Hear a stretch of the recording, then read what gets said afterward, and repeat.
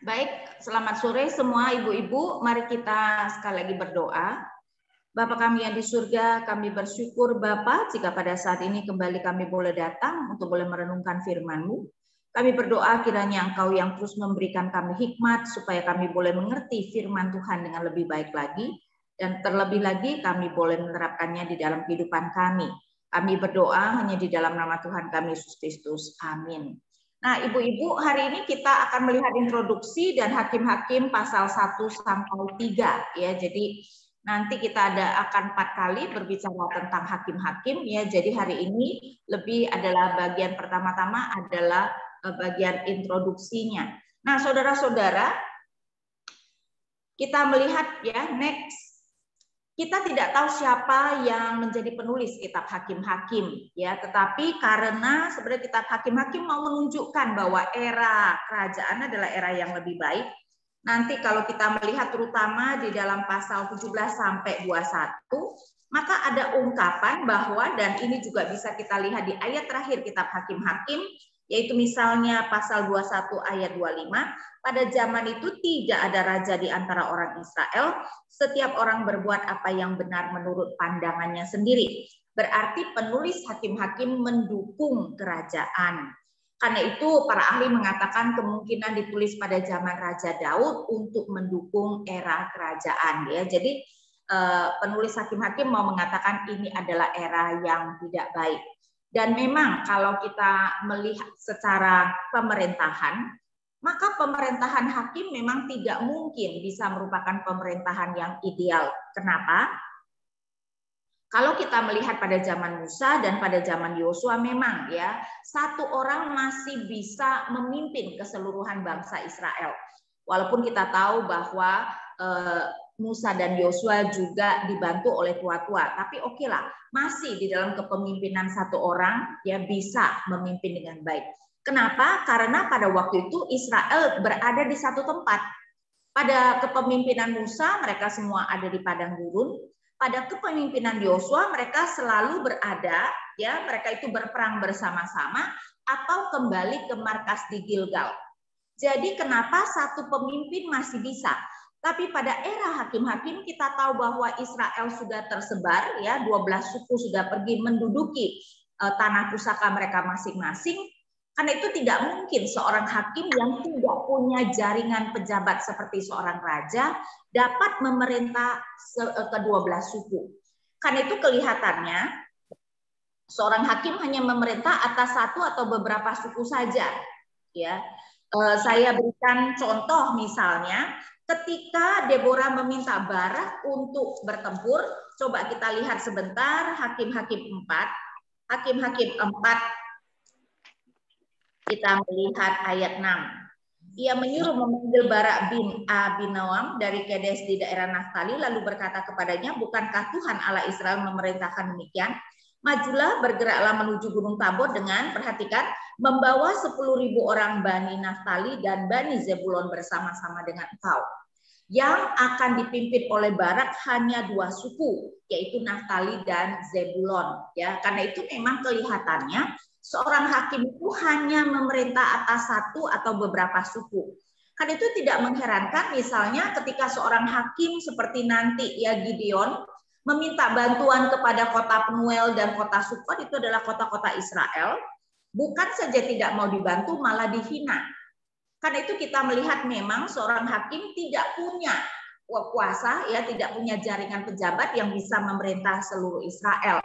Jadi cuma memerintah satu atau beberapa suku, jadi bisa ada lebih dari satu suku pada satu masa. Jadi bisa mungkin hakim A di suku ini, ada hakim B pada masa yang sama di suku ini. Karena para ahli juga melihat kalau kita menambahkan masa penganiayaan, masa seorang hakim memerintah, masa damai dan sebagainya ya.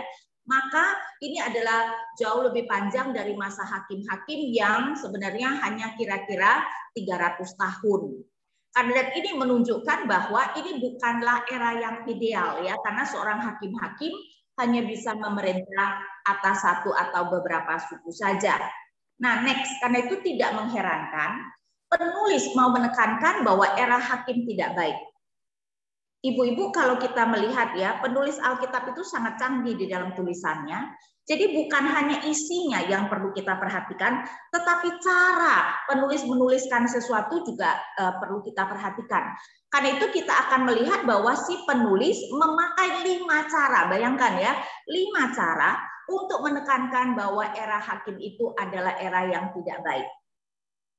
Diawali dengan ketidaksetiaan suku-suku, nanti juga kita akan melihat ya. Tapi di sini saya tunjukkan saja. Pada zaman Yosua kita tahu bahwa seluruh Kanaan sudah ditaklukkan. Tetapi penaklukan dan pendudukan adalah 2 hal yang berbeda di zaman Yosua. Penaklukan adalah Yosua bersama seluruh Israel menaklukkan. Tapi nanti setiap suku harus masing-masing pergi menduduki daerah yang sudah diundikan untuk suku tersebut. Nah sayangnya ketika suku-suku itu pergi menduduki, padahal kekuatan Kanaan sudah berkurang sekali, boleh dikatakan seluruh Kanaan sudah ditaklukkan, hanya sisa-sisa Kanaan yang masih hidup, maka di kitab Hakim-Hakim ini kita ditunjukkan bahwa suku-suku itu tidak menghalau seluruh orang-orang Kanaan seperti yang Tuhan perintahkan. Saya berikan contoh saja, misalnya ya Hakim-Hakim 1 ayat 21, tetapi orang Yebus penduduk kota Yerusalem tidak dihalau oleh Bani Benyamin. Kita bisa melihat misalnya 27, suku Manase tidak menghalau penduduk Persia. Perhatikan ibu-ibu ya, suku ini, suku ini, suku ini. 29, suku Efraim pun tidak menghalau orang Kanaan yang digeser. 30, suku Zebulon tidak menghalau penduduk Kitron dan sebagainya. Jadi diawali dengan ketidaksetiaan suku-suku yang tidak menghalau atau membunuh orang-orang Kanaan seperti yang Tuhan perintahkan. Karena itu coba lihat, pasal pertama saja kita sudah ditunjukkan ketidaksetiaan daripada suku-suku. Kemudian hal kedua kita melihat bahwa siklus penyembahan berhala di dalam pasal 2 ayat 6 sampai 3 ayat 6. Di mana yang terjadi adalah dikatakan bahwa setelah ya Yosua meninggal dan tua-tua yang umurnya lebih tua dari Yosua meninggal, maka apa yang terjadi adalah orang-orang Israel kemudian mulai menyembah berhala. Nah, secara singkat bisa kita lihat bahwa yang terjadi adalah ketika mereka menyembah berhala, Tuhan murka menyerahkan mereka ke tangan musuh. Dan setelah sekian tahun mereka dianiaya, mereka berseru kepada Tuhan. Tuhan selalu berbelas kasihan, mengirimkan seorang hakim. Tapi begitu hakim itu mati, mereka menyembah berhala lagi. Nanti Tuhan murka lagi, memberikan mereka dianiaya lagi dan seterusnya. Ya, sehingga ada siklus penyembahan berhala yang terus-menerus. Ibu-ibu nanti kita juga akan membahas lebih detail ya. Tapi ini adalah cara kedua, bagaimana penulis menekankan era ini tidak baik. Yang ketiga adalah para hakim yang semakin merosot moralnya. Nah, ibu-ibu saya juga mau menegaskan kembali, kita harus hati-hati ya. Penulis sering sekali tidak menuliskan berdasarkan kronologis, tetapi berdasarkan tema yang hendak ditekankan. Jelas kitab Hakim-Hakim tidak dituliskan secara kronologis. Kenapa?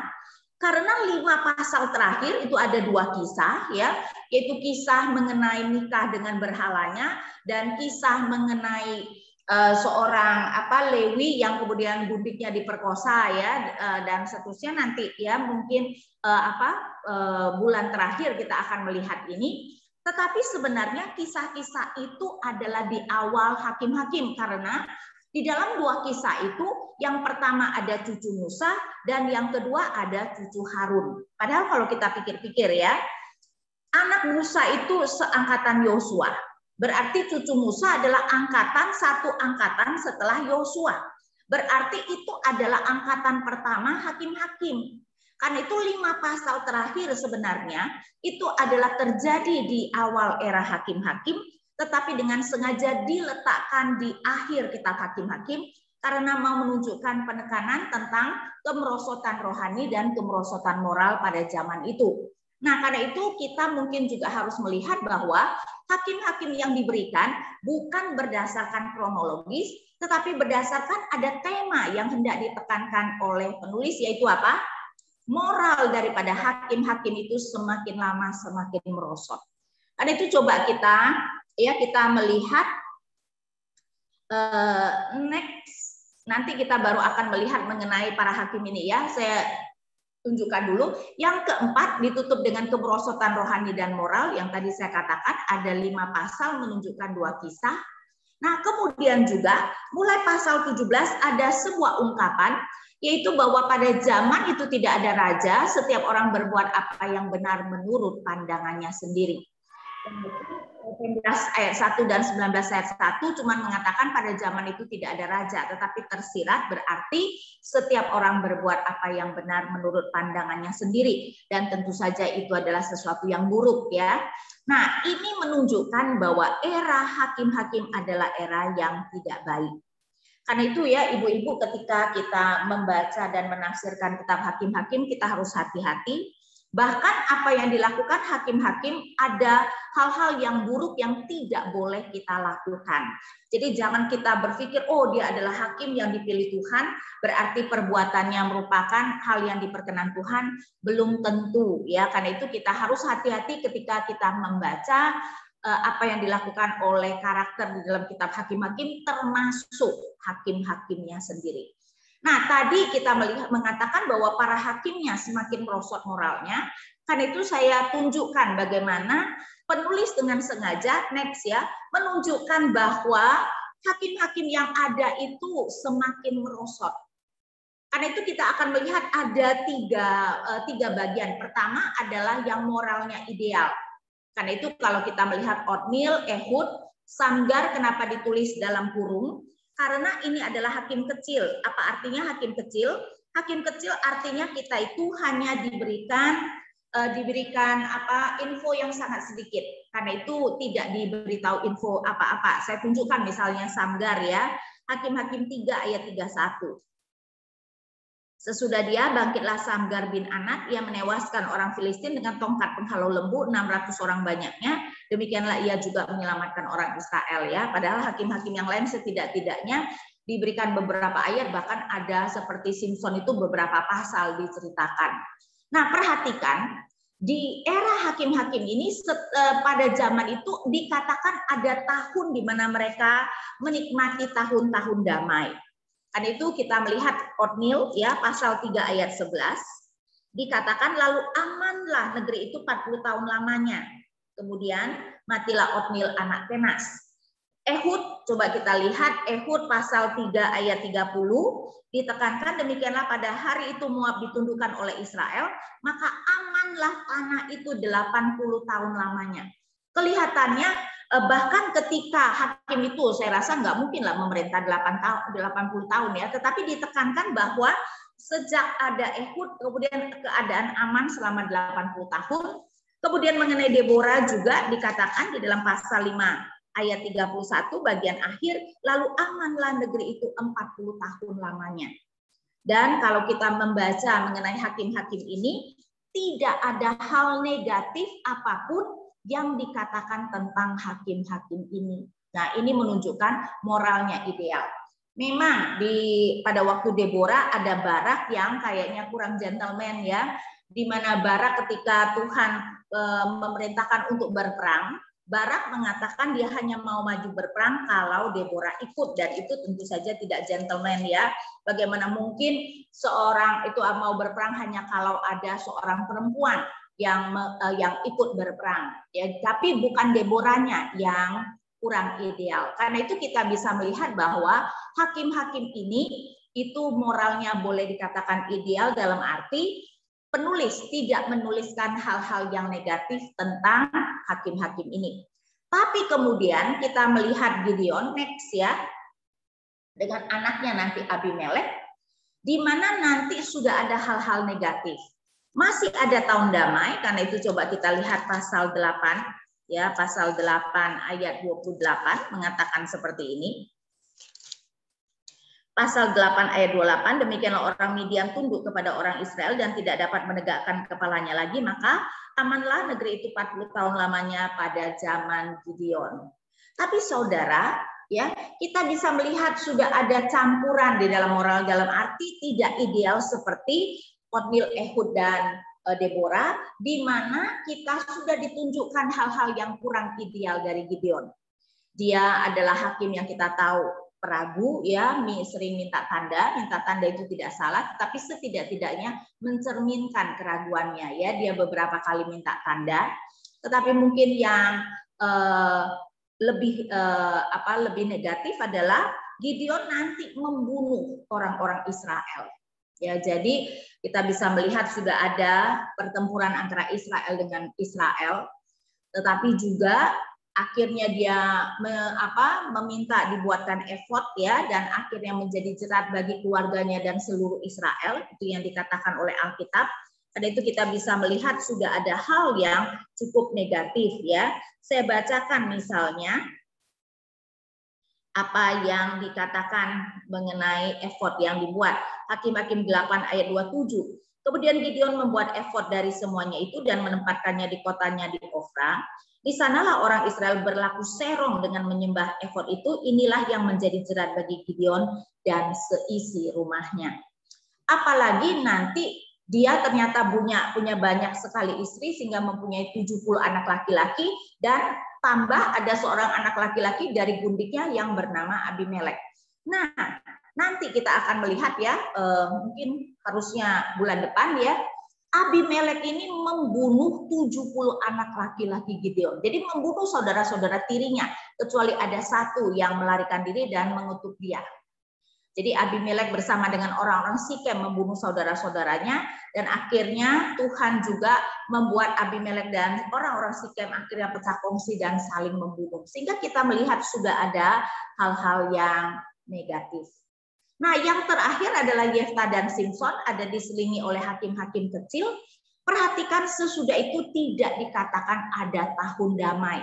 Hanya dikatakan Yefta memerintah sebagai hakim 6 tahun, Simson memerintah sebagai hakim kalau tidak salah 22 tahun. Itu saja, tidak dikatakan kalau negeri itu aman.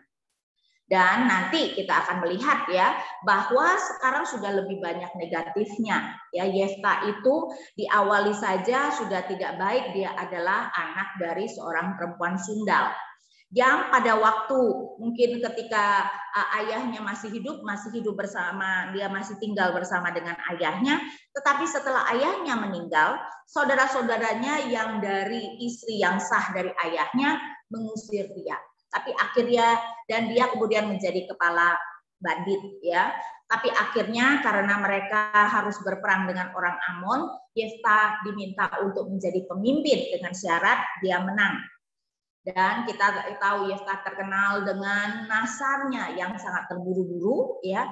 Tetapi yang paling parah itu adalah nanti pada zaman Yefta, dia pun kemudian membunuh orang-orang Efraim tidak tanggung-tanggung 42.000 orang ya, sehingga kita bisa melihat sudah banyak hal negatif. Nah, Simson itu adalah hakim yang paling ironi, bukan?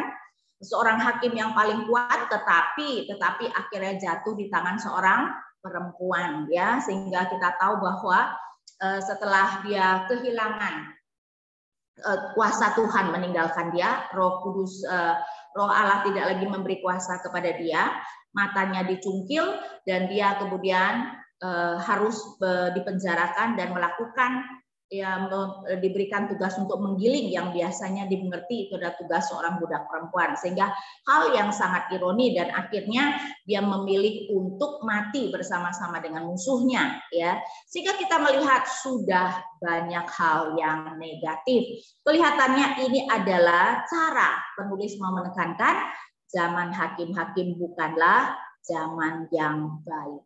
Ya, karena itu saudara-saudara ya, kita melihat 5 cara yang tadi yang saya tunjukkan ditekankan. Nah, sekarang kita akan mulai lebih melihat secara detail. Next, kita melihat ketidaksetiaan suku-suku. Yosua dengan orang Israel sudah menaklukkan seluruh Kanaan, tetapi ketika nanti suku-suku itu pergi untuk menduduki daerah mereka, tidak seluruh Israel bertempur bersama-sama ya. Jadi kalau menaklukkan adalah Yosua beserta seluruh Israel selalu berperang di satu tempat ya. Tetapi sesudah itu setelah mereka bisa menaklukkan, Maka sekarang sudah tiba waktunya suku-suku itu kan diberikan warisan berdasarkan undian, mereka kemudian tahu mereka harus ke daerah mana, dan suku-suku itu seharusnya pergi menghalau sisa-sisa Kanaan yang tentu saja kekuatannya sudah sangat lemah. Tapi mereka tidak menghalau ya, bahkan kalau kita melihat di dalam kitab Yosua, mereka itu bermalas-malasan untuk pergi menduduki. Saya tunjukkan misalnya Yosua 18 ya. Yosua 18 saya bacakan ayat 1 sampai 3. Yosua 18 ayat 1 sampai 3. Maka berkumpullah segenap umat Israel di Silo, lalu mereka menempatkan kemah pertemuan di sana karena negeri itu telah takluk kepada mereka. Pada waktu itu masih tinggal 7 suku di antara orang Israel yang belum mendapat bagian milik pusaka. Sebab itu berkatalah Yosua kepada orang Israel, berapa lama lagi kamu bermalas-malas sehingga tidak pergi menduduki negeri yang telah diberikan kepada Tuhan Allah nenek moyangmu. Bayangkan, disuruh pergi untuk menduduki daerah pusaka, mereka bermalas-malasan. Padahal ketika mereka di Gilgal berarti cuma tinggal di perkemahan. Sedangkan Tuhan itu sudah menjanjikan bahwa nanti mereka itu akan menduduki kota-kota yang tidak usah mereka bangun. Dan Yosua pada akhirnya di dalam Yosua 24 mengakui bahwa itulah yang dilakukan atau diberikan oleh Tuhan, yaitu bahwa Tuhan itu kemudian memberikan mereka kota-kota yang tidak mereka dirikan. Yosua 24 ayat 13 saya bacakan. Yosua 24 ayat 13. Demikianlah kuberikan kepadamu negeri yang kamu peroleh tanpa bersusah-susah dan kota-kota yang tidak kamu dirikan, tetapi kamulah yang diam di dalamnya. Juga kebun-kebun anggur dan kebun-kebun zaitun yang tidak kamu tanami, kamulah yang makan hasilnya. Coba lihat betapa baiknya Tuhan. Ya, dan memang pada zaman Yosua, kota-kota yang mereka taklukkan itu tidak dihancurkan. Yang dibakar itu cuma 3 kota, Yeriko, Ai, dan Hasor. Berarti yang lain itu Tuhan sengaja membuat kota-kota itu utuh adanya, dengan rumah-rumahnya, dengan kebun-kebunnya, supaya apa? Supaya orang Israel bisa ketika menduduki kota itu tinggal pilih rumah-rumah yang mereka mau, semuanya sudah tersedia. Ya, digambarkan. Ini adalah penggambaran betapa pemeliharaan Tuhan yang begitu luar biasa. Tapi kenapa orang-orang Israel bermalas-malasan? Masuk akalnya adalah karena mereka takut. Ya, ingat, ini adalah suku per suku, tidak dipimpin oleh Yosua. Dan kelihatannya mereka tidak mempunyai iman seperti Yosua. Dan karena itu ketika disuruh untuk menduduki, kecuali Kaleb, ya digambarkan begitu beraninya, maka mereka takut. Bahkan kalau kita melihat di dalam pasal 1, tadi saya sudah bacakan beberapa bagian, ya, bahwa mereka, Tuhan menuduh mereka tidak menghalau. Saya bacakan lagi Hakim-Hakim 1 misalnya. Ayat 27, suku Manase tidak menghalau penduduk Bet-Sean. 29, suku Efraim pun tidak menghalau orang Kanaan yang diam di Geser. 30, suku Zebulon tidak menghalau penduduk Kitron. 31, suku Asyir tidak menghalau penduduk Ako. 33, suku Naftali tidak menghalau penduduk Bet-Semes, dan seterusnya. Lihat ya, ibu-ibu, suku ini tidak menghalau. Bahkan ketika mereka lebih kuat, yaitu dapat menjadikan orang Kanaan sebagai pekerja rodi. Saya bacakan 4 kali ditunjukkan ya, orang-orang Kanaan itu dijadikan pekerja rodi. Ayat 28. Setelah orang Israel menjadi kuat, mereka membuat orang Kanaan itu menjadi orang rodi dan tidak menghalau mereka sama sekali. Ayat 30. Suku Zebulon tidak menghalau penduduk Kitron dan penduduk Nahalol, sehingga orang Kanaan itu tetap diam di tengah-tengah mereka walaupun sebagai orang rodi. Ayat 33. Suku Naftali tidak menghalau penduduk Bet-Semes dan penduduk Bet-Anak, sehingga mereka diam di tengah-tengah orang Kanaan, penduduk asli di negeri itu, tetapi penduduk Bet-Semes dan Bet-Anak itu menjadi orang rodi bagi mereka.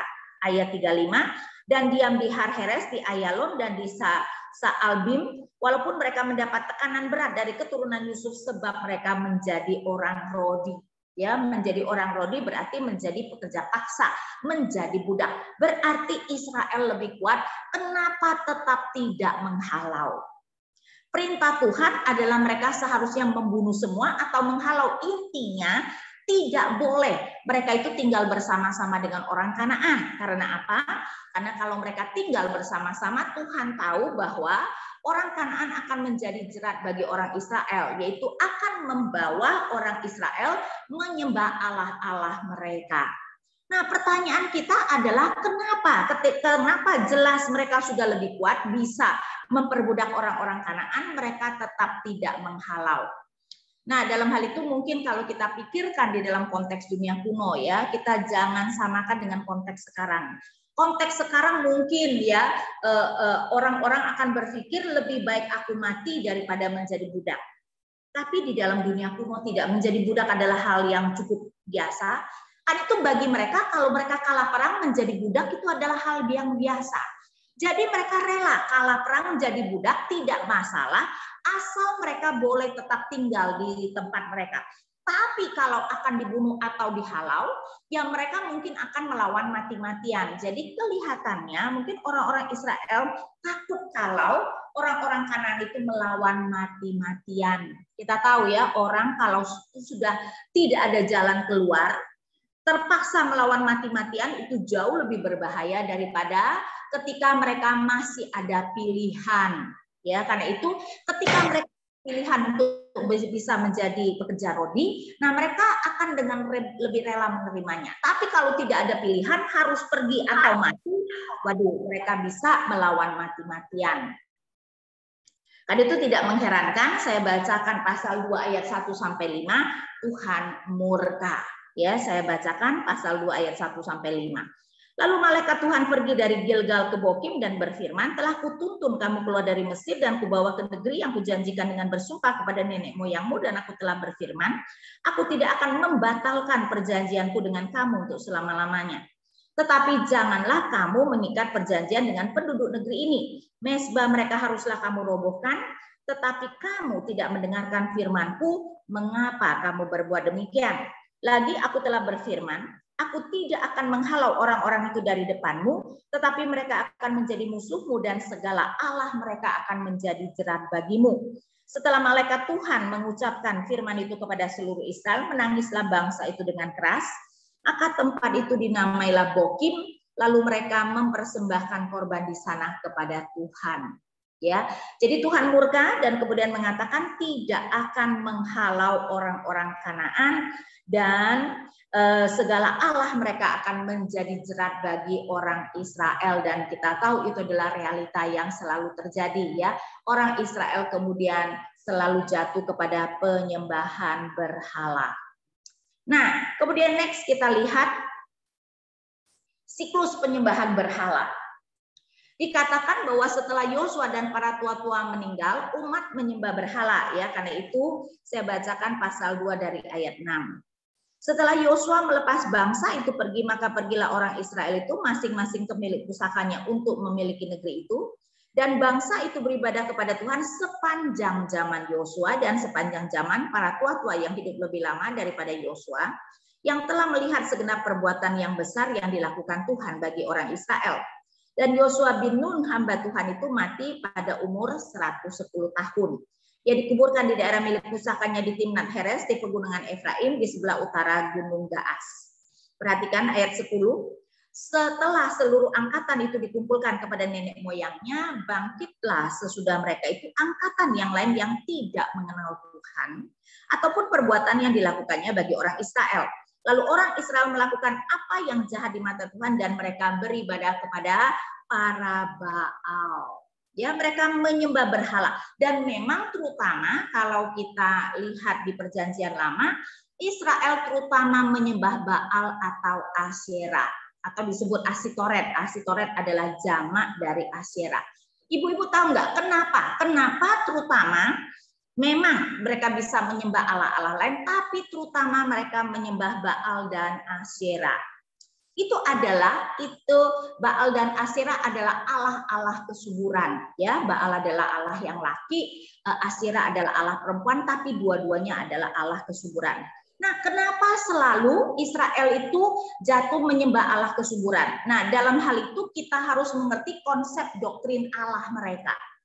Rupanya kebanyakan Israel tidak mengerti bahwa Allah itu hanya satu, dan karena itu mereka tidak percaya bahwa Allah itu maha kuasa. Mereka dipengaruhi oleh bangsa-bangsa sekitar mereka berpikir banyak Allah. Ya, kita tahu bahwa bangsa-bangsa sekitar Israel semuanya menyembah politeisme, yaitu menyembah banyak Allah. Nah, saudara-saudara, kalau seseorang mempunyai doktrin Allah bahwa Allah itu banyak, berarti tidak ada Allah yang maha kuasa. Setiap Allah berbagi kekuasaan, karena itu setiap negeri ya itu ada Allahnya masing-masing. Gunung ada Allahnya, tanah dataran ada Allahnya, ya kan, itu ada Allah gunung, Allah dataran, dan juga Allah yang menyembuhkan, ada Allah kesuburan. Nah, masalahnya kira-kira kalau harus mengkategorikan Allah harus ada spesialisasi, maka orang Israel yang tidak percaya kalau Allah itu satu akan menganggap Allah Israel itu Allah apa? Kalau kita ingat ya, mereka Israel itu mulai mengenal Allah pada zaman Keluaran, bukan? Di mana Tuhan memberikan 10 tulah ya kepada Allah Mesir. Saudara, kita harus terutama melihat ya, ketika Allah sebenarnya atau Allah memberikan 10 tulah, itu sebenarnya terutama mau menunjukkan Allah menghukum Allah Mesir, dan itu ada di Alkitab. Sehingga saya tunjukkan Keluaran 12 ayat 12 ya. Kita mungkin berpikir bahwa tulah terutama ditujukan kepada orang Mesir, tapi sebenarnya tidak. Ini mau menyatakan Allah Israel menghukum Allah Mesir. Keluaran 12 ayat 12 saya bacakan.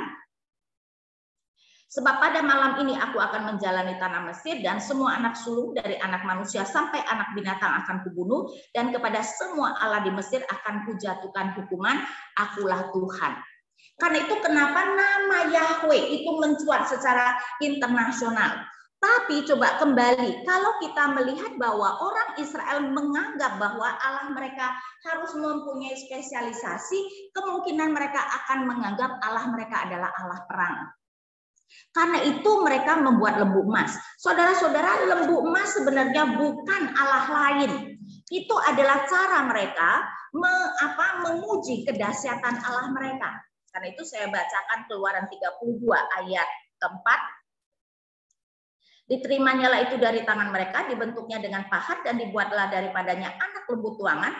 Kemudian berkatalah mereka, hai Israel, inilah Allahmu yang telah menuntun kau keluar dari tanah Mesir. Jadi lembu emas itu digambarkan sebagai Allah Israel yang membawa Israel keluar dari tanah Mesir. Kenapa dalam bentuk lembu? Karena lembu melambangkan kekuatan, kedahsyatan. Jadi mereka itu mau memuji Allah mereka adalah Allah yang dahsyat. Tapi kalau seperti perkiraan saya, mereka menganggap Allah Israel adalah Allah perang. Nah, Allah perang itu selalu harus disembah karena zaman kuno mereka selalu ada perang. Tapi saudara, sebagai petani ya, setelah mereka nanti settle down ya, berdiam di Kanaan dan mereka adalah petani, maka mereka berpikir mereka perlu siapa? Mereka perlu Allah kesuburan. Karena itu kenapa selalu mereka jatuh menyembah Baal dan Asyera, yang seperti saya katakan dua-duanya adalah Allah kesuburan. So, tolong di itu ya, halamannya yang tadi, jadi next ya.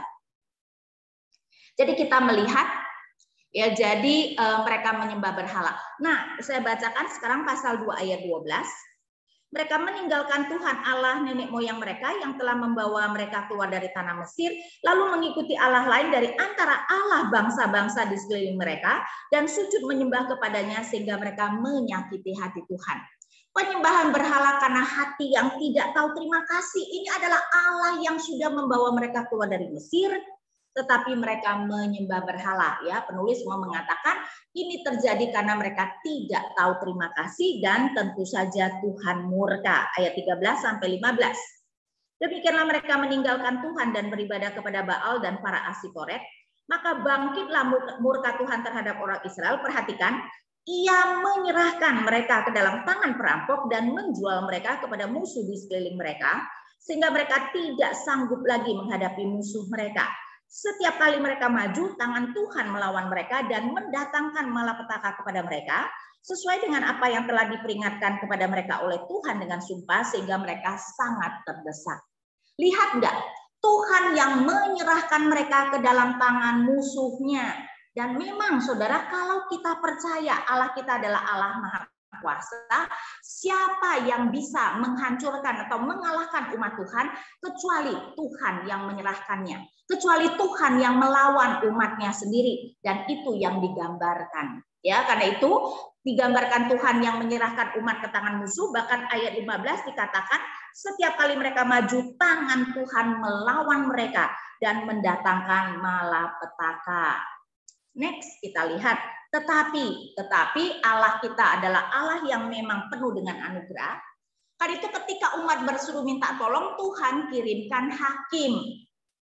Karena itu kalau kita melihat ayat 16, maka Tuhan membangkitkan hakim-hakim yang menyelamatkan mereka dari tangan perampok itu. Nah, alasannya adalah karena ayat 18. Setiap kali apabila Tuhan membangkitkan seorang hakim bagi mereka, maka Tuhan menyertai hakim itu dan menyelamatkan mereka dari tangan musuh mereka selama hakim itu hidup, sebab Tuhan berbelas kasihan mendengar rintihan mereka karena orang-orang yang mendesak dan menindas mereka. Ya, jadi ketika umat berseru minta tolong, Tuhan selalu berbelas kasihan dan kirimkan hakim.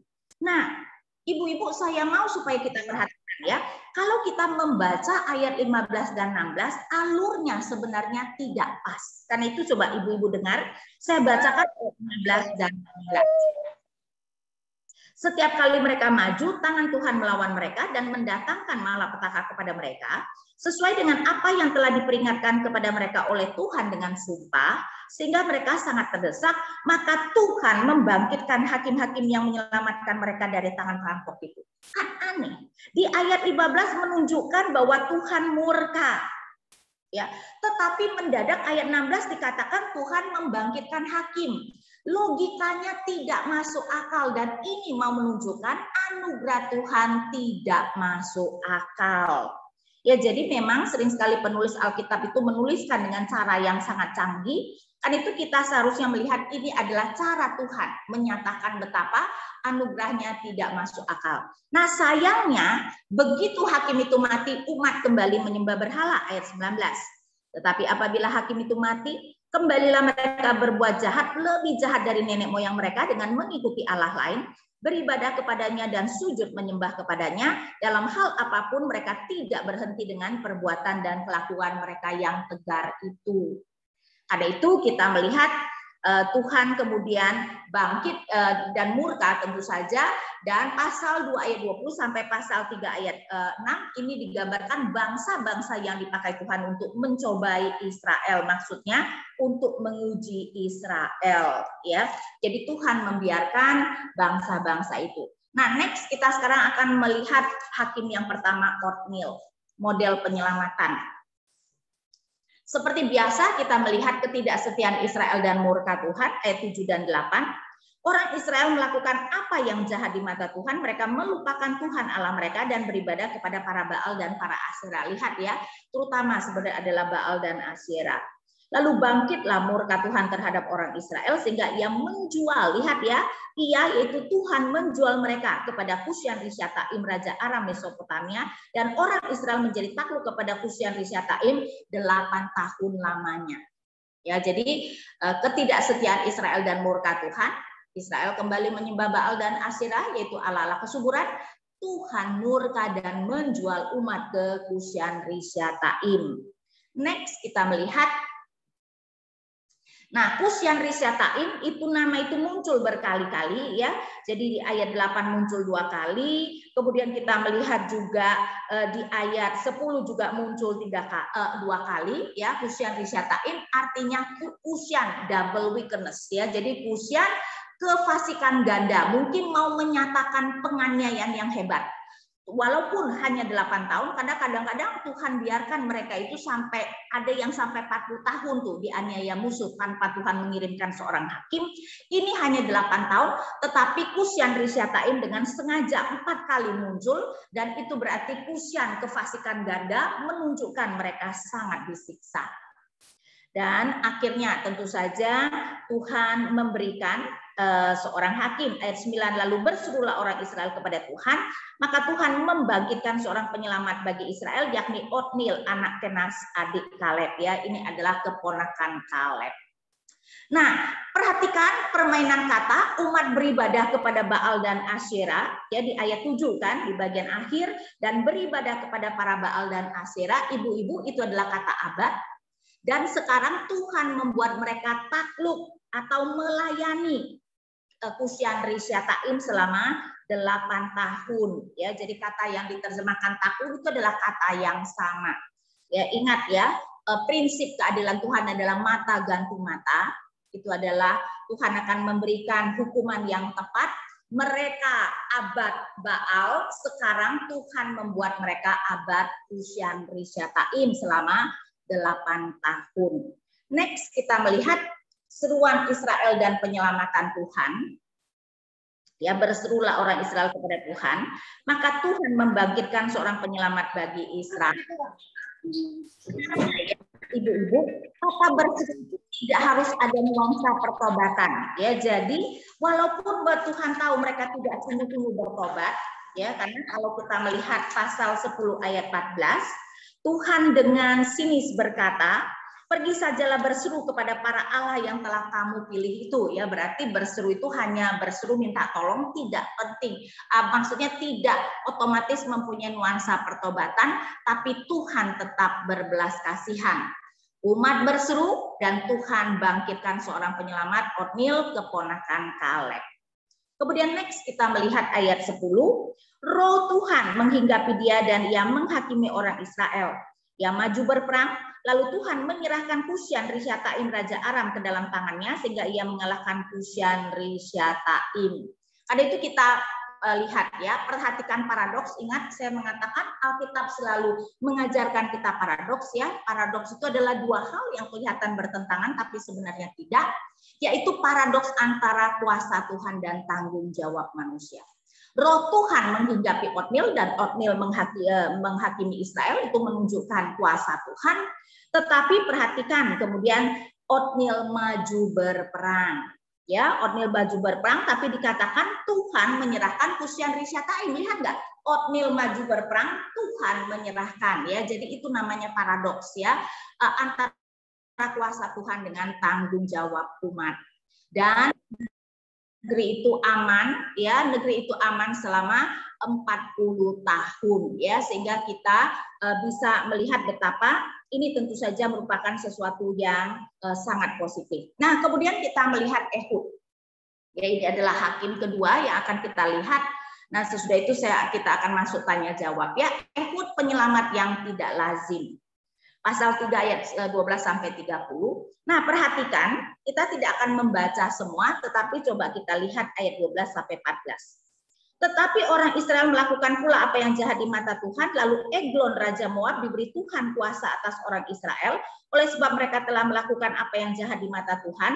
Raja itu mengajak Bani Amon dan Bani Amalek menjadi sekutunya, lalu majulah ia dan memukul orang Israel kalah, kota pohon korma diduduki mereka. Perhatikan ayat 14, 18 tahun lamanya orang Israel menjadi takluk kepada Eglon Raja Moab. Tadi ya, kalau di bawah itu adalah 8 tahun, tadi Kusyan Rishyataim, sekarang 18 tahun. Nah, seperti biasa, ayat 15 dan 16, lalu orang Israel berseru kepada Tuhan, maka Tuhan membangkitkan bagi mereka seorang penyelamat, yakni Ehud anak Gera, orang Benyamin, seorang yang kidal. Dengan perantaraannya orang Israel biasa mengirimkan upeti kepada Eglon Raja Moab. Ya, Israel kembali berseru dan Tuhan membangkitkan Ehud yang kidal, sehingga dapat membawa senjata masuk ketika membawa upeti. Ayat 16, dan Ehud membuat pedang yang bermata dua, yang panjangnya hampir sehasta, disandangnya lah itu di bawah pakaiannya pada pangkal paha kanannya. Nah, ibu-ibu ingat ya, saya berkali-kali menekankan, Alkitab tidak pernah akan memberikan informasi yang tidak penting, karena itu kalau kelihatannya informasinya itu tidak penting, malahan ada yang penting. Kenapa perlu ditekankan di ayat 16, Ehud membuat pedang yang bermata dua yang panjangnya hampir sehasta itu 45 cm, disandangnya lah itu di bawah pakaiannya pada pangkal paha kanan. Kenapa ditekankan pada pangkal paha kanan? Nah, berarti dan memang sebelumnya di ayat 15 kita diberitahu Ehud itu kidal. Nah, ini yang kenapa kita mengatakan penyelamat yang tidak lazim ya. Pada zaman kuno jarang orang yang bertangan kidal, tetapi ternyata yang sering itu adalah orang Benyamin bertangan kidal. Saya bacakan lagi ayat 15. Lalu orang Israel berseru kepada Tuhan, maka Tuhan membangkitkan bagi mereka seorang penyelamat, yakni Ehud anak Gera, orang Benyamin, seorang yang kidal. Kenapa ini penting? Kalau tangan kidal, karena itu pedangnya disandangkan ke paha kanan, karena nyabutnya begitu ya, nggak mungkin kalau orang nyabut pedang itu kayak gitu kan, nggak mungkin. Jadi kalau kidal di paha kanan, kalau misalnya tangan kanan, maka pada sarung pedangnya itu di paha kiri. Dengan ditekankan begitu, mungkin kita bisa melihat apa yang mau disyaratkan. Rupanya pasti dong kalau mau ketemu raja pasti dicek senjatanya. Tapi rupanya ya entah bagaimana, mungkin memang orang kidal sangat jarang, maka tentara-tentara hanya mengecek paha kiri. Ya, apakah ada senjata di paha kiri, karena kebanyakan orang tangan kanan. Karena itu kenapa Ehud bisa masuk dengan membawa senjata, karena dia adalah kidal. Ya, karena itu kita melihat penyelamat yang tidak lazim. Nah, kemudian next kita melihat dia datang untuk membawa upeti, dan entah bagaimana, tentu saja kita harus melihat bahwa Tuhan yang beranugerah. Kebodohan Eglon yang percaya dengan perkataan Ehud membuat dia kemudian dapat membunuh atau dibunuh dengan mudah. Ya, saya bacakan dari ayat 18. Setelah Ehud selesai menyampaikan upeti itu, disuruhnyalah pembawa-pembawa upeti itu pulang. Tetapi ia sendiri berhenti pada batu-batu berpahat yang di dekat Gilgal dan kembali menghadap raja. Berkatalah ia, ada pesan rahasia yang kubawa untuk tuanku, ya raja, kata Eglon, diamlah dahulu. Maka semua orang yang berdiri di depannya itu pergi keluar. Lalu Ehud masuk mendapatkan dia, sedang dia duduk sendirian di kamar atas di rumah perahniannya. Berkatalah Ehud, ada firman Allah yang kubawa untuk tuanku. Lalu bangunlah ia berdiri dari tempat duduknya. Kemudian Ehud mengulurkan tangan kirinya, dihunusnya pedang itu dari pangkal paha kanannya dan ditikamkannya ke perut raja. Sehingga hulunya beserta mata pedang itu masuk, lemak menutupi mata pedang itu, sebab pedang itu tidak dicabutnya, dan perut raja, lalu dari perut raja, lalu keluarlah ia melalui pintu belakang. Kita tidak mengerti kenapa Eglon begitu bodoh, mau percaya dengan perkataan Ehud sehingga dia sendirian, dan akhirnya Ehud dengan mudah dapat membunuh si Eglon. Tetapi perhatikan sesuatu yang menarik adalah detailnya. Saya bacakan lagi ayat 21 dan 22. Kemudian Ehud mengulurkan tangan kirinya, dihunusnya pedang itu dari pangkal paha kanannya dan ditikamnya ke perut raja, sehingga hulunya beserta mata pedang itu masuk, lemak menutupi mata pedang itu, sebab pedang itu tidak dicabutnya dari perut raja. Saudara, ini adalah detail yang tidak biasa diberikan. Kenapa penulis memberikan detail yang seperti itu? Nah, itu berarti penulis tahu bahwa ini akan sangat menyenangkan pembaca atau pendengarnya. Ini adalah musuh yang menganiaya mereka 18 tahun ya. Tentu saja mereka senang mendengar detail dari pembunuhan tersebut. Mungkin kalau kita melihat secara sekarang, orang membuat film adalah dibikin slow motion ya. Ibu-ibu ya pernah kan kalau nonton film di akhir ketika misalnya ya sepasang kekasih yang salah paham berpisah dan sebagainya akhirnya bisa berbaiki, digambarkan mereka bertemu lari ya, dibikin slow motion begitu. Kenapa dibikin slow motion? Karena produsen film tahu penonton senang. Coba kalau adegan yang tidak menyenangkan dibikin slow motion langsung ya, orang tidak mau nonton, pindah channel deh ya, enggak. Karena itu ini adalah cara penulis ya menunjukkan betapa dia mengerti ini adalah bagian yang disukai oleh penonton. Dan akhirnya kita melihat juga ayat 25 dan 26 berbicara tentang Ehud sudah meloloskan diri, Eglon sudah mati, tapi pegawai-pegawainya masih tidak tahu. Ayat 25. Lalu mereka menunggu-nunggu sampai menjadi bingung, tetapi raja tidak membuka pintu kamar atas itu. Kemudian mereka mengambil kunci, membuka pintu, maka tampaklah tuan mereka mati tergeletak di lantai. Sedang mereka berlambat-lambat, Ehud meloloskan diri, ia lewat dari batu-batu berpahat dan meloloskan diri ke arah Sera. Nah, jadi kita melihat kelambatan pegawai Eglon membuat Ehud dapat meloloskan diri, dan rupanya Ehud sudah merencanakan, ya sudah ada orang-orang itu yang menunggu komandonya. Karena itu saya bacakan dari ayat 27. Setelah ia sampai ke sana, ditiupnya sangkakala di pegunungan Efraim. Lalu turunlah orang Israel bersama-sama dengan dia dari pegunungan itu, dan ia sendiri di depan. Berkatalah ia kepada mereka, ikutlah aku sebab Tuhan telah menyerahkan musuhmu orang-orang Moab itu ke dalam tanganmu. Maka turunlah mereka mengikuti dia, lalu mereka merebut tempat penyeberangan sungai Yordan ke Moab, dan tidak seorang pun dibiarkan mereka menyeberang. Pada waktu itu mereka menewaskan kira-kira 10.000 orang dari Moab, semuanya orang yang tegap dan tangkas, seorang pun tidak ada yang lolos. Demikianlah pada hari itu Moab ditundukkan oleh Israel, maka amanlah tanah itu 80 tahun lamanya. Ya, next itu ada di berikutnya, yaitu Ehud dapat meloloskan diri membawa pasukannya untuk menaklukkan orang Moab. Dan akhirnya negeri itu aman, ya. Jadi ini adalah bagian awal dari kitab Hakim-Hakim pasal 1 sampai 3. Sekarang saya berikan kesempatan untuk boleh bertanya.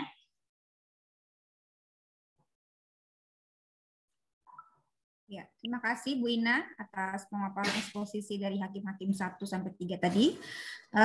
Baik, saat ini kita masuk kepada sesi diskusi.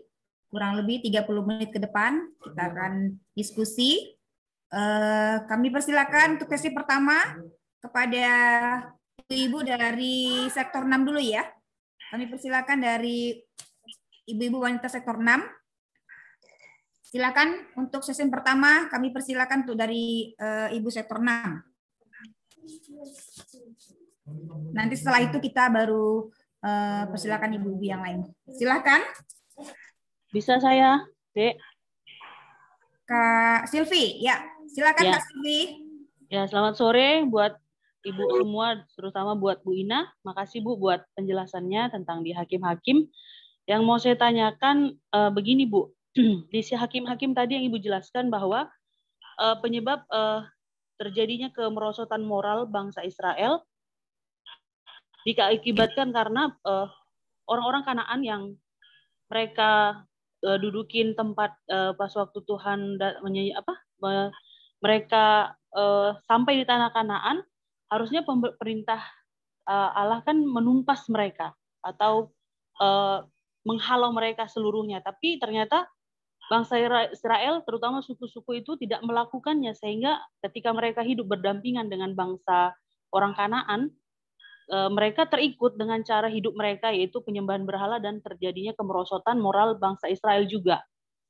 Nah, pertanyaannya Bu, konteks kita sekarang kan Bu, kita hidupkan di bangsa Indonesia yang sangat majemuk, suku, agama, sangat-sangat majemuk. Nah, bagaimana kita menyikapi situasi kemajemukan ini? Yang pasti kita tidak sama dengan orang lain menyembah Allah. Allah kita dengan Allah mereka. Nah, bagaimana kita menyikapi situasi ini? Bagaimana kita tetap menjalankan kesatuan bangsa Pancasila, dan tapi bagaimana kita bisa tidak mengalami kemerosotan moral ketika kita hidup berdampingan di bangsa Indonesia ini? Khususnya Bu, spesialisasi ketika kita kan nanti bulan 6, bulan 5 kita akan, anak-anak akan memilih sekolah mungkin yang masuk SD, TK, SMP, dan SMA. Ketika kita, bagaimana orang-orang tua ini bisa memilih antara sekolah yang majemuk atau sekolah yang memang sekolah Kristen tanda kutip. Dengan situasi yang perbandingan di zaman hakim-hakim seperti itu. Dan kemudian bagaimana kita membandingkan lagi bagaimana kita menjadi garam dan terang dengan kemajemukan ini, dan dibandingkan juga dengan kisah hakim-hakim ini. Seperti itu. Terima kasih Bu. Nah, dalam hal itu tadi saya mengatakan kenapa mereka dengan mudah menyembah Baal dan Asyerah, karena mereka tidak memiliki doktrin Allah yang benar. Mereka tidak percaya bahwa Allah mereka adalah Maha Kuasa. Karena itu sebenarnya bagaimana supaya di dalam kemajemukan ini, dan memang ya kita hidup bersama-sama dengan orang-orang dengan beragama lain, jadi kita memang perlu toleransi, karena memang kita bukan seperti bangsa Israel yang seluruh bangsa menyembah satu Allah. Karena itu kita perlu mengajarkan anak-anak kita doktrin yang benar. Dan kita perlu memiliki doktrin yang benar tentang Allah. Hanya dengan itulah kemudian kita bisa kemudian tidak tertarik untuk menyembah Allah lain. Yaitu kalau kita mempunyai pengenalan yang benar akan Allah kita. Karena itu kenapa kita diberikan Alkitab, supaya kita mengenal siapa Allah kita, supaya kita mengenal Yesus Kristus. Rasul Yohanes mengatakan semua perkataan dan perbuatan Yesus yang dicatat supaya kamu tahu bahwa Yesus adalah Mesias, anak Allah. Jadi cara supaya anak-anak kita tidak tergoda, ya mereka harus diajarkan untuk mengenal Allah mereka. Ya, dan tentu saja bukan cuma secara akal budi, tapi mempunyai relasi. Saya rasa tidak ada cara yang lain. Tapi memang ketika anak masih kecil, pasti doktrin mereka juga belum kuat, karena itu adalah tugas orang tua. Karena itu kenapa Tuhan mengatakan bahwa tugas orang tua yang terutama adalah setiap saat mengajarkan anak untuk mengasihi Allah mereka dengan segenap hati, segenap jiwa, segenap kekuatan mereka. Ulangan 6 ayat 4-9. Nah, itu adalah tugas utama dari orang tua. Tapi memang semakin kecil anak itu semakin bisa dipengaruhi, karena itu memang kalau bisa kita memilih sekolah yang tentu saja sekolah Kristen misalnya, supaya apa? Supaya diajarkan doktrin yang benar tentang Allah. Ya. Jadi dalam hal itu kalau memungkinkan pilihlah sekolah Kristen apalagi, tapi kita juga perlu tahu ya, sekolah Kristen mungkin tidak semuanya baik ya. Sekolah Kristen yang memang mengajarkan juga doktrin Allah yang benar tentang Allah Alkitab ya. Jadi ya orang tua seharusnya memilih seperti itu. Kalau sampai terpaksa misalnya ya tidak memungkinkan alasan apa saja, maka sebagai orang tua kita yang kemudian harus benar-benar mendidik anak itu untuk mengenal siapa Allah kita. Saya rasa tidak ada cara ya mengenal Allah yang benar supaya tidak tertarik pada Allah-Allah yang palsu. Sebenarnya analoginya mungkin bisa kita lihat ya. Bagaimana seorang teller di bank itu mengetahui dolar itu dolar palsu, uang itu palsu. Cuman satu cara, mengenal uang yang benar. Begitu dia mengenal uang yang benar, ketika ada uang palsu dia tahu itu palsu.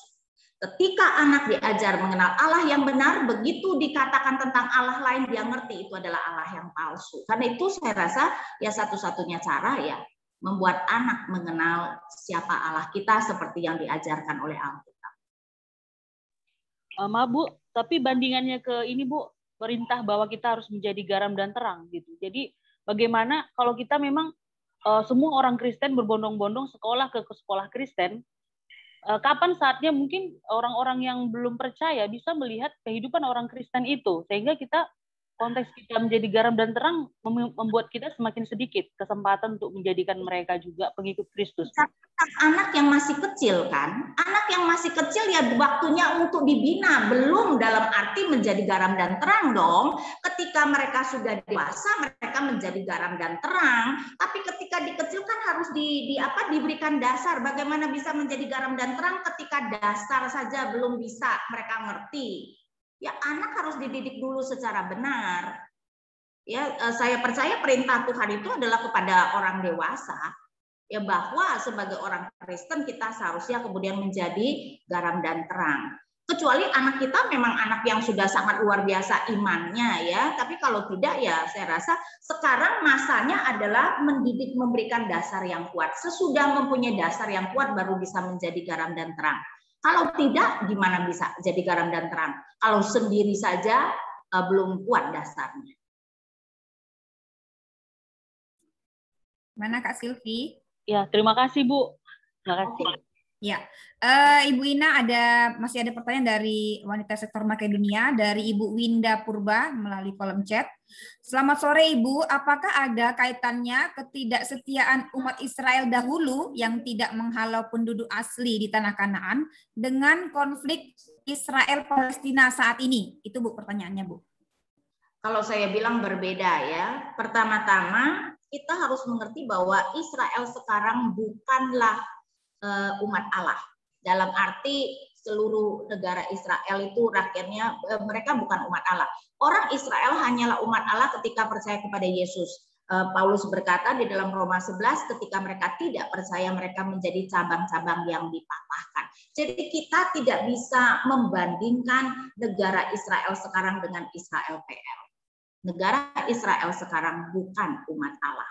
Sekarang yang menjadi umat Allah adalah gereja, walaupun betul akar dan batangnya adalah orang Israel PL ya. Gereja itu maksudnya adalah orang percaya dari PL sampai PB. Tetapi keturunan Abraham yang sudah tidak percaya atau tidak mau percaya kepada Yesus bukan umat Allah. Jadi sekarang negara Israel tidak boleh kita lihat sebagai saudara seiman. Mereka menjadi cabang-cabang yang sudah dipatahkan, kecuali mereka percaya kepada Yesus Kristus. Karena itu jangan samakan negara Israel sekarang dengan Israel PL. Ya, baik, terima kasih Bu Ina. Kami masih memberikan satu kesempatan lagi, satu pertanyaan lagi dari wanita sektor Makedonia. Masih ada?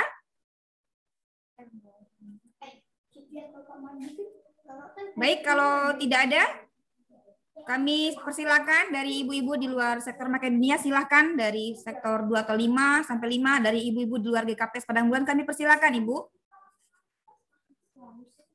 Kita masih ada waktu kurang lebih sampai jam 18.40 untuk sesi diskusi ya. Kami persilakan.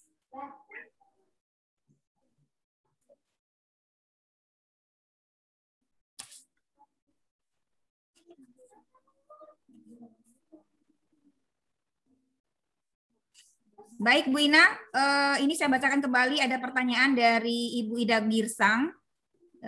Ibu Ina mau tanya perihal Simpson, di mana Simpson meninggalnya seperti bom bunuh diri. Bagaimana perihal keselamatan Simpson ya, dari Ibu Ida Girsang Ibu.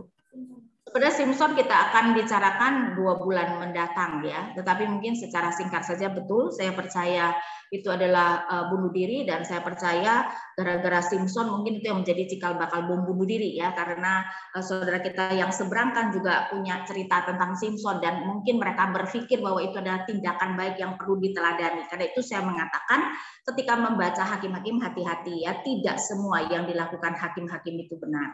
Jadi dalam hal itu, karena itu saya rasa kita orang Kristen tidak setuju dengan bom bunuh diri ya. Jadi karena itu ya moga-moga tidak ada orang Kristen yang melakukan bom bunuh diri gitu kan. Jadi itu bukan sesuatu yang baik untuk diteladani. Nah, soal keselamatan, Alkitab tidak pernah mengatakan kalau orang bunuh diri pasti tidak selamat. Bahkan saya tahu Simpson selamat. Tahu nggak kenapa ibu-ibu? Karena nama Simpson muncul dalam daftar pahlawan iman di Ibrani 11. Nah, kalau namanya muncul di dalam daftar pahlawan iman, kira-kira masuk surga apa enggak? Nah, ya pasti ya, kalau udah muncul dalam daftar pahlawan iman kagak masuk surga mah gawat. Dan ini menunjukkan ya, bunuh diri bukan berarti orang pasti tidak masuk surga. Karena memang kenyataan, saya selalu menekankan orang Kristen tidak semua memiliki iman yang sejati ya, dan tentu saja hanya orang Kristen yang memiliki iman yang sejati yang masuk surga, berarti Simpson memiliki iman yang sejati. Cuman dia sudah tidak ingin hidup, karena ingat ya, matanya dicungkil, dia kemudian tadinya hakim yang begitu hebat, dia adalah hakim yang paling hebat ya, kekuatannya sangat luar biasa. Sekarang dihina dan diberikan pekerjaan budak perempuan ya. Pekerjaan di penjara adalah kayak mendorong penggiling ya, dan itu digambarkan pekerjaan budak perempuan atau pekerjaan binatang, dan dia tidak mau hidup dipermalukan seperti itu. Karena itu dia minta mati, tetapi dia tidak rela mati sendiri, jadi mau membunuh musuh-musuhnya sambil mati ya. Karena itu dia dalam hal ini boleh dikatakan bunuh diri. Saya setuju bahwa dia bunuh diri. Dan itu menunjukkan bukan berarti kalau kita bunuh diri pasti tidak masuk surga. Tergantung orang yang bunuh diri itu memang memiliki iman yang sejati atau enggak. Dan kalau saudara mengatakan, masa sih orang memiliki iman yang sejati bisa bunuh diri? Saudara, kita tahu bahwa iman kita itu naik turun ya. Ada kalanya, bahkan ketika kita memiliki iman yang sejati, kita bisa sangat down. Orang Kristen bisa depresi walaupun memiliki iman yang sejati, dan orang depresi bisa bunuh diri ya. Sehingga apakah orang Kristen bisa bunuh diri? Bisa. Karena itu tidak berbicara tentang dia selamat atau tidak. Karena memang Yang menyelamatkan kita bukan karena kita melakukan sesuatu yang baik atau ada dosa-dosa tertentu yang tidak kita lakukan, kan? Kita diselamatkan semata-mata oleh anugerah dan karena kita beriman kepada Yesus Kristus. Ya, jadi yang pasti Simpson masuk surga. Baik, terima kasih Bu Ina atas penjelasannya. Kami persilakan jika masih ada pertanyaan bisa langsung diajukan atau bisa juga diketik di kolom chat. Masih ada pertanyaan di sesi diskusi, kita masih ada waktu, Ibu-ibu.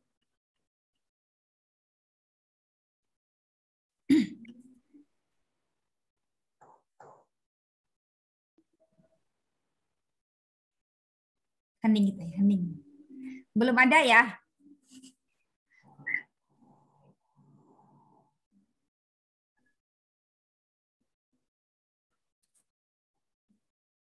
Baik, Bu Ina, saya bukan pertanyaan sih, cuman kalau dilihat dari perjalanan yang tadi kita baca hakim-hakim ini, saya melihat sepertinya memang bangsa Israel ini polanya ketika mereka ada hakim, mereka beribadah kepada Tuhan. Kemudian ketika hakim itu meninggal, mereka balik lagi ke penyembahan berhala.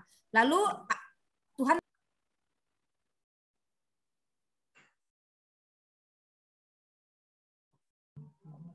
Suaranya Makesia suaranya.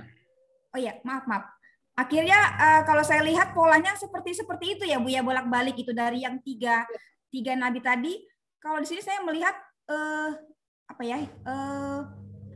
memang betul-betul bangsa yang saya pikir memang bangsa Israel pada saat itu adalah memang bangsa yang luar biasa tegar tengkuk gitu, yang memang luar biasa tidak tahu diri ya, kalau saya katakan tidak tahu diri, tidak tahu berterima kasih.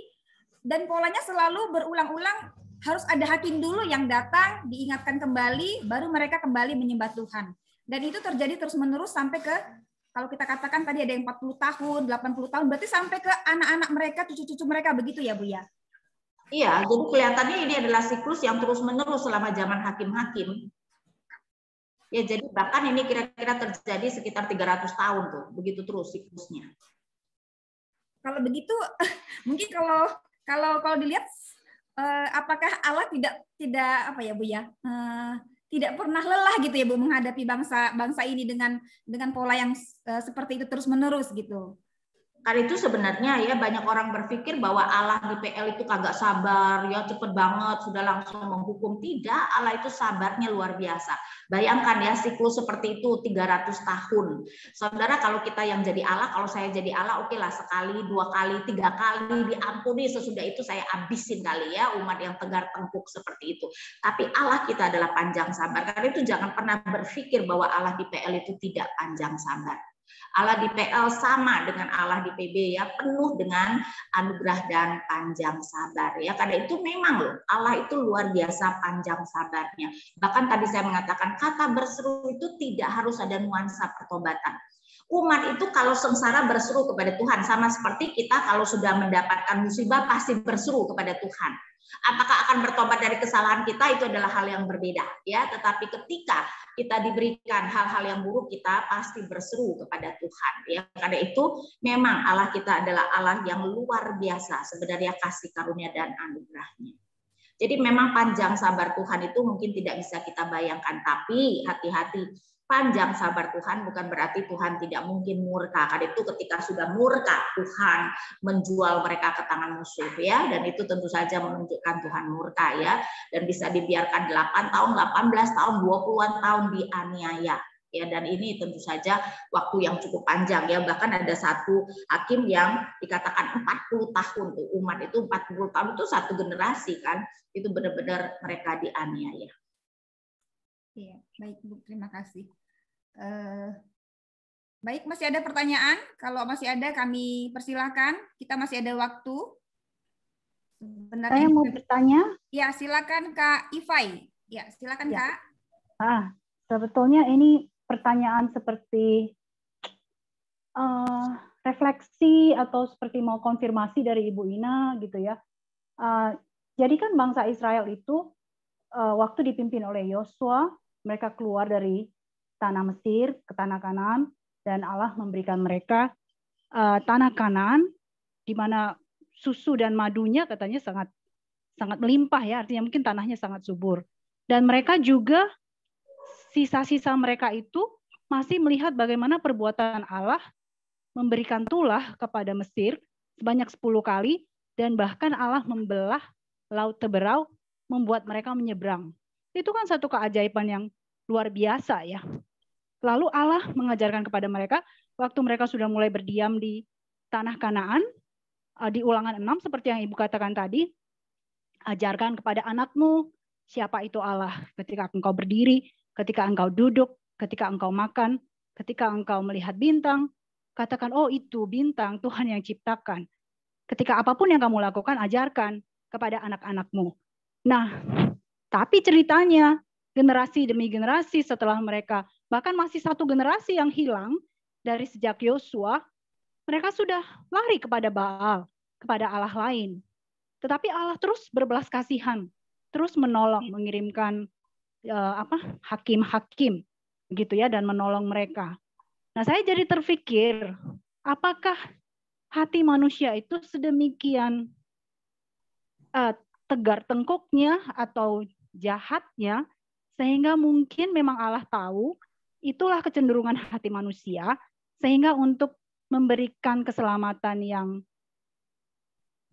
abadi, maka Allah harus mengirimkan anaknya yang tunggal Yesus untuk mati di kayu salib, sehingga dengan kematian Yesus, bagi mereka yang percaya kepada Tuhan Yesus, dan rohnya turut bersaksi di dalam roh kita untuk mengatakan bahwa iya, Allah, dan itu kita bisa menikmati bersekutuan dengan Tuhan, dan menikmati hadirat Tuhan, menikmati hidup hari demi hari bersama Tuhan. Apakah mungkin itu, Bu, yang menjadi pemikiran saya? Apakah mungkin itu yang terjadi dan Allah tahu sehingga Dia memberikan Kristus bagi kita? Memang Alkitab menggambarkan setelah Adam jatuh dalam dosa, kita bahkan berkeinginan berbuat baik saja tidak bisa. Ya, saya tunjukkan misalnya ya Roma 3 ayat 10 sampai 12.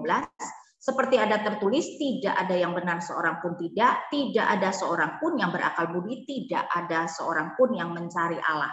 Semua orang telah menyeleweng, mereka semua tidak berguna, tidak ada yang berbuat baik seorang pun tidak.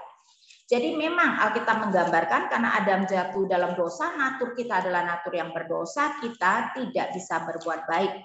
Bahkan kalau kita melihat Kejadian 6, ya Kejadian 6 berbicara tentang sebelum Tuhan menghukum dengan air bah. Saya bacakan ayat 5. Ketika dilihat Tuhan bahwa kejahatan manusia besar di bumi dan bahwa segala kecenderungan hatinya selalu membuahkan kejahatan semata-mata. Berarti manusia mau berbuat baik saja tidak bisa. Berkehendak berbuat baik saja tidak bisa.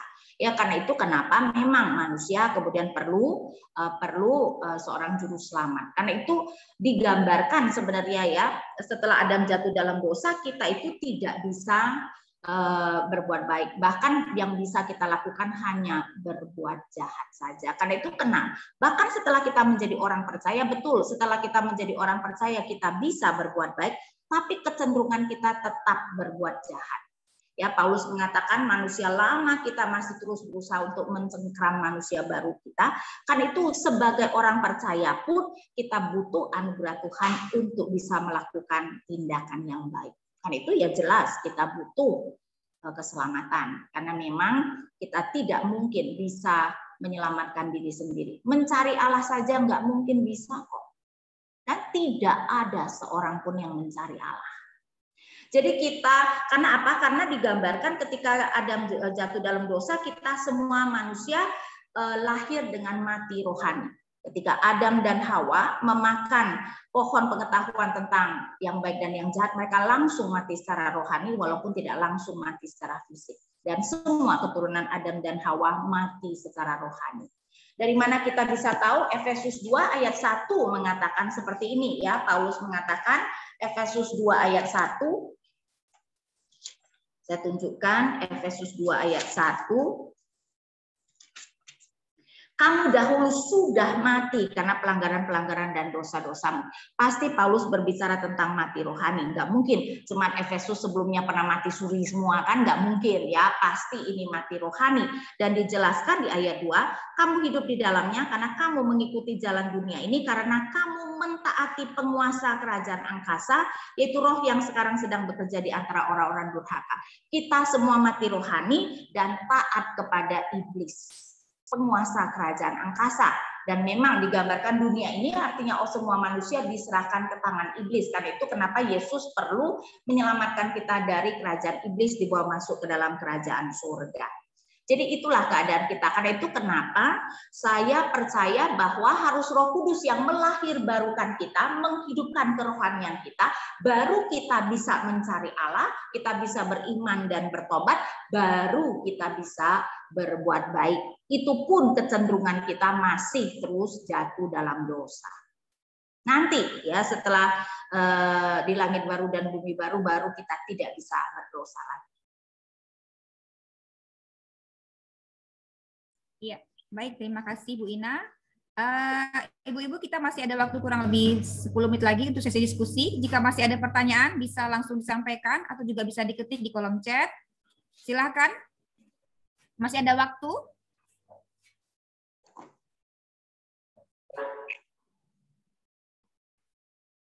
Mungkin bisa pertanyaan ataupun bisa sesuatu yang didapat yang ingin di-sharingkan ataupun hal-hal yang lain yang didapatkan dari sesi diskusi hari ini. Silakan.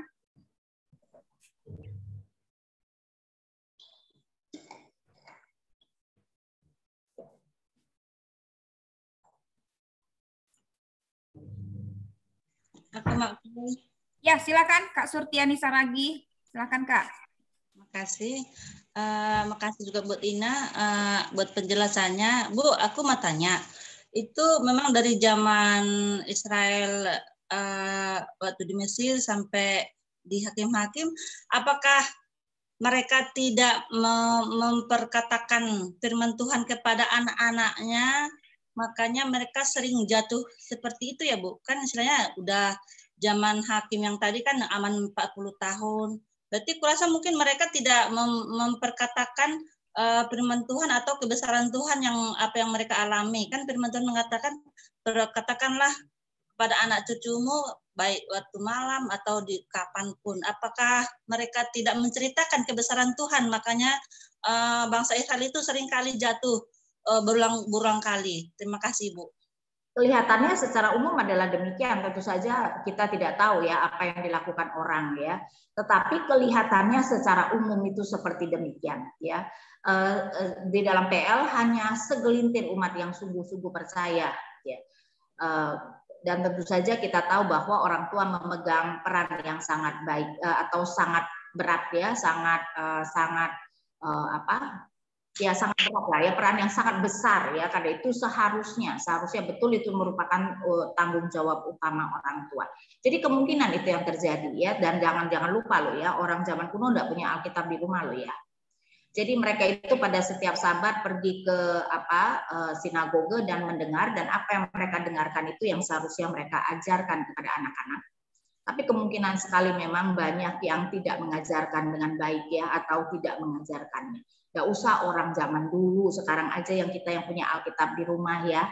Orang Kristen berapa banyak ayo yang mengajar anak-anaknya untuk mengenal Tuhan. Orang tua zaman sekarang lebih mementingkan nilai daripada mengajarkan anak untuk mengasihi Tuhan. Buktinya besok ada ujian, hari ini nggak ke gereja. Oh besok hari ini soalnya harus belajar untuk besok. Berarti kan kita mengajarkan anak yang mana yang lebih penting, nilai atau Tuhan. Jangankan orang zaman dulu, kita sekarang aja yang punya Alkitab di rumah loh ya. Itu pun juga kebanyakan seperti ini. Jadi saya rasa ya mungkin sekali begitu, karena orang Kristen kebanyakan sekarang juga begitu. Terima kasih Bu. Ya, masih ada, kita pasti punya waktu 7 menit lagi. Kalau masih ada pertanyaan, kami berikan satu lagi. Silakan. Ibu Dahlia Sinaga, suaranya tolong di unmute. Ya. Shalom Ibu, saya mau pertanyakan ini dari semua tadi yang Ibu sampaikan dan dari teman-teman juga. Saya salah nggak ya? Soalnya di hakim-hakim ini saya seperti kayak mengintrospeksi diri gitu. Jadi pertanyaannya apakah salah kalau mengintrospeksi diri, begitu? Bukan kayak gini Bu. Ini kan setelah ada beberapa udah sampai 3 nabi yang datang tapi masih bebal gitu, termasuk ke diri saya sendiri.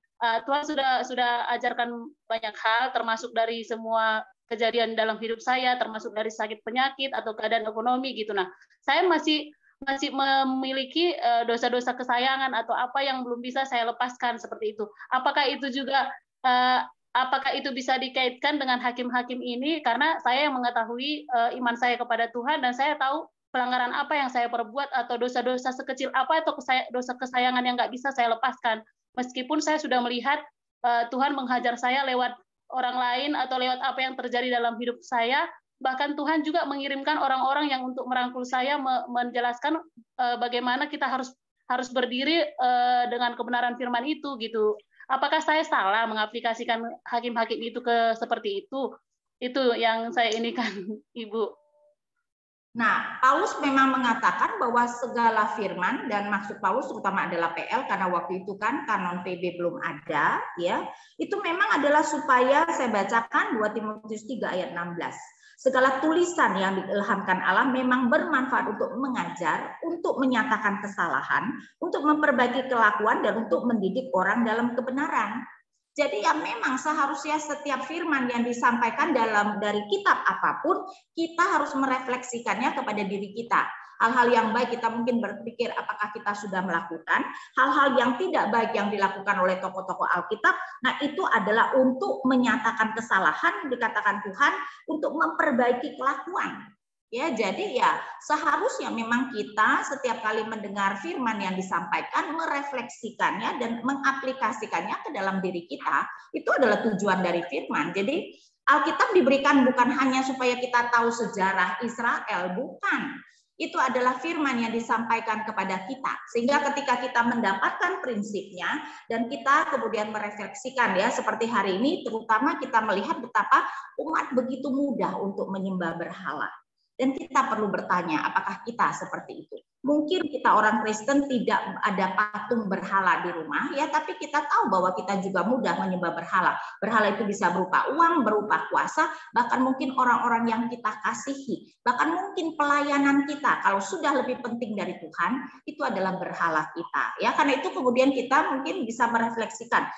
Oh, kelihatannya umat di situ kok keterlaluan sekali, tapi apakah kita tidak seperti itu juga ya, karena itu memang apa yang kita pelajari seharusnya kemudian kita refleksikan ya, dan kitab hakim-hakim terutama menunjukkan banyak sekali hal-hal yang tidak seharusnya kita lakukan, karena itu ini untuk mengkoreksi, untuk menunjukkan kesalahan ya. Jadi sangat baik ketika kita melihat apakah kita juga jatuh kepada dosa yang sama, dan kemudian ketika kita melihatnya ya berarti kita perlu bertobat ya dan memperbaiki diri. Ya, terima kasih Ibu. Dari satu gambaran bagi saya bahwa saya tidak bisa mengkomentari di hakim-hakim ini bangsa itu terlalu bebal atau bagaimana, karena secara pribadi di dalam keseharian dan di dalam dunia inilah saya bilang saya termasuk orang yang bebal ya menurut saya, karena kan kita yang mengenal diri kita gitu, berarti kita belum bisa ngejudge yang lain bebal, sementara kita setelah memahami ini gitu, berarti kita salah satu di dalamnya, saya salah satu di dalamnya seperti itu. Jadi saya ininya Bu, jadi saya bersyukur sekali mengetahui firman ketika saya jatuh dan mengerti bahwa saya termasuk pribadi yang keras, tapi Tuhan melembutkan hatinya lewat orang-orang yang bisa memberikan pelajaran, termasuk Ibu Inawati. Boleh mengikuti pembelajaran seperti ini. Nah, terima kasih, Nang, sudah sangat dipuaskan dengan ini. Baik Ibu, ada pertanyaan terakhir ini, ada 2 di kolom chat, masih bisa ya Bu ya? 3 menit lagi. karena memang Ibu Ina ada pelayanan lagi di tempat lain. Yang pertama dari Ibu Winda Purba, pertanyaannya singkat. Ibu Ina, apakah zaman sekarang ini masih ada yang menyembah berhala di Israel? Begitu Bu pertanyaannya. Nah, sekarang mungkin menyembah berhala bukan dalam bentuk patung, seperti saya katakan ya, apapun yang lebih penting dari hidup kita itu sudah merupakan berhala. Jadi sering sekali kita itu memberhalakan uang, memberhalakan kekuasaan, memberhalakan orang kaya, karena berpikir bahwa pertolongan utama kita adalah di sana. Jadi apakah banyak yang menyembah berhala? Pasti banyak. Kita orang Kristen pun pasti banyak yang jatuh kepada penyembahan berhala. Ya, baik Bu Ina. Yang terakhir Ibu dari Ibu Yanti Saragih. Ibu Ina, kitab Hakim-Hakim ini Ibu Ina sampaikan adalah era yang tidak baik. Sebenarnya pesan rohani apa yang ingin disampaikan dari kitab Hakim-Hakim ini ya Bu, selain mengkoreksi kesalahan? Begitu Bu pertanyaannya. Saya rasa memang tujuan utamanya adalah mengkoreksi kesalahan. Tujuan daripada penulis adalah supaya mereka melihat bahwa yang diinginkan Tuhan adalah kerajaan, dan ini juga relevan dengan kita karena Tuhan Yesus juga mendatangkan kerajaannya ya. Karena itu secara teologinya adalah supaya kita mengerti bahwa Tuhan Yesus mendatangkan kerajaan, dan itu adalah hal yang paling penting, dan kita seharusnya mengerti kita adalah prajurit-prajurit dalam kerajaan itu, sehingga kita harus taat kepada Tuhan Yesus. Tetapi tentu saja juga mau menyatakan kepada kita ternyata umat Tuhan bahkan secara kolektif ya bisa melakukan dosa-dosa yang menakutkan.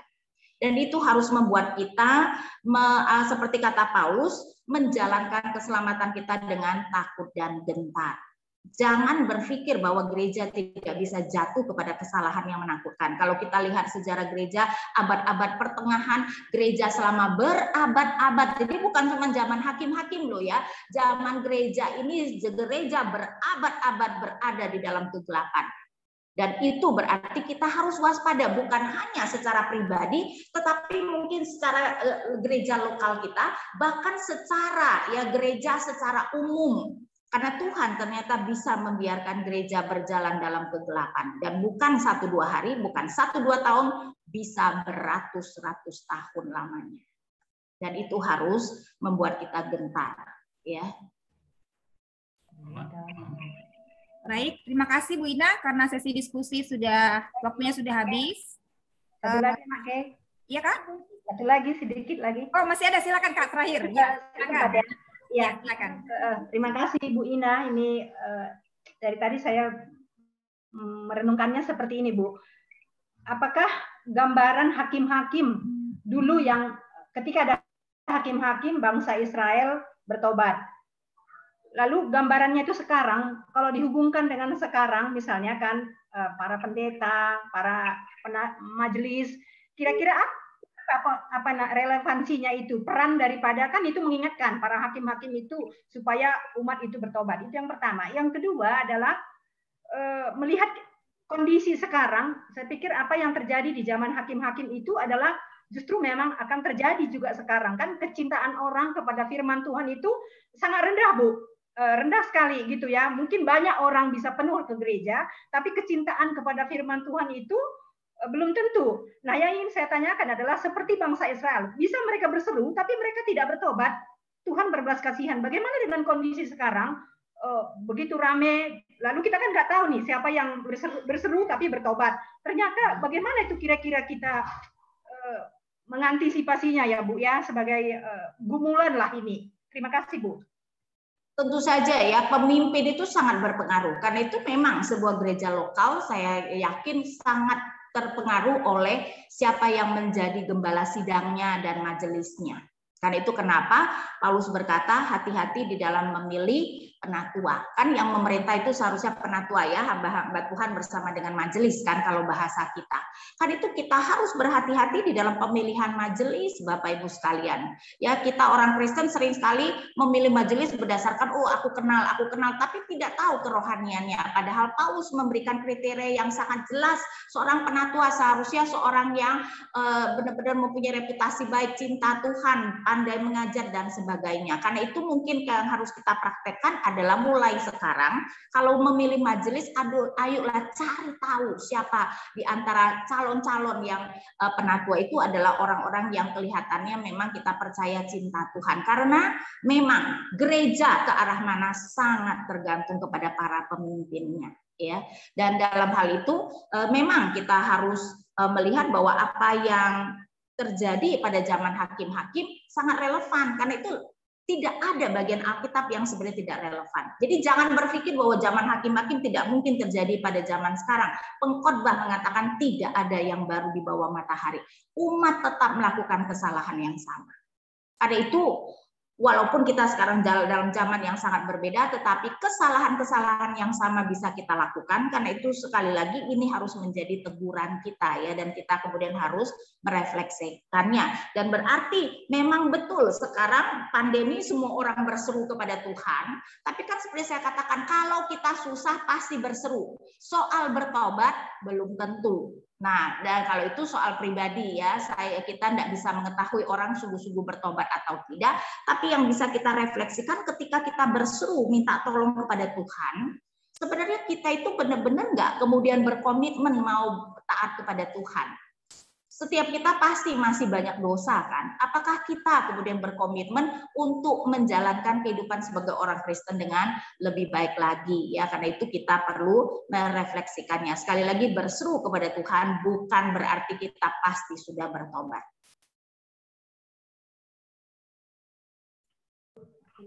Sudah clear ya, Kak? Ya, terima kasih, Ibu. Baik, Bu Ina, terima kasih atas waktunya dari sesi diskusi ini. Banyak hal yang kami dapatkan. Biarlah kiranya di diskusi hari ini tentang hakim-hakim kita belajar mengenal kembali bahwasanya memang Allah kita adalah Allah yang sangat luar biasa. Luar biasa kasih dan kesabarannya, sekalipun kita sering sekali mendukakan hatinya, dan itu mungkin kita lakukan berulang kali, ya. Tetapi Allah tetap senantiasa tidak pernah lepas untuk tetap memberikan kasihnya kepada kita. Baik, Ibu Ina, silakan ditutup. Oke, baik Bapak Ibu-ibu sekalian, saya harus jalan, ya. Saya leave dulu, ya. Ya, silakan ditutup dalam doa, Bu. Oh, saya tutup dalam doa dulu, ya. Ya, betul, Bu. Silakan, Bu.